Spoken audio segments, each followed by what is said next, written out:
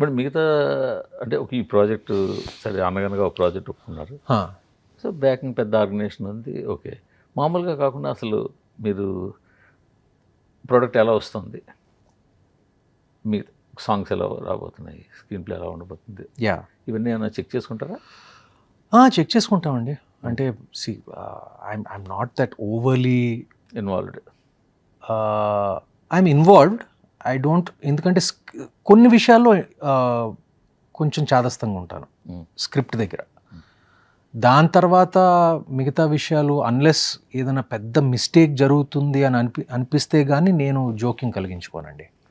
And ఒకసారి ఈ cinema start అయ్యాక స్క్రిప్ట్లోనే నాకు అర్థమైపోయింది, అంటే డైరెక్టర్కి దీని మీద చాలా గ్రిప్ ఉంది, చాలా అవగాహన పక్కాగా రాసిపెట్టి ఉంది. అండ్ దెన్ దాని తర్వాత తన షూటింగ్ స్టైలు దాంతో ఆన్ లొకేషన్ చూసినప్పుడు ఒక కాన్ఫిడెన్స్ ఏర్పడిందండి. అలాగే కంటిన్యూ అయిపోయాను. మొత్తం ఫైనల్ అవుట్పుట్ చూసారా అనగా? చూసానండి. ఎట్లా అనిపిస్తుంది మీకు? ఐఎమ్ వెరీ హ్యాపీ అండి, very happy. And I'm silently confident of this film. అయితే మీకు అడ్వాంటేజ్ ఏంటంటే థియేటర్లోకి రాదు కాబట్టి ఈ కమర్షియల్ సక్సెస్లు లెక్కలు ఇవన్నీ ఏమీ టెన్షన్ పడక్కర్లేదు.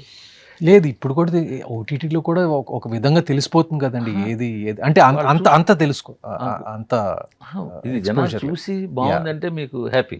యా ఇప్పుడు కొన్ని సినిమాలు థియేటర్కి వచ్చినా కూడా బాగుందన్నా కూడా కమర్షియల్ బాగుందని కూడా అన్ఫార్చునేట్లీ అలా ఇక్కడ బాగుందని చెప్తే చాలు.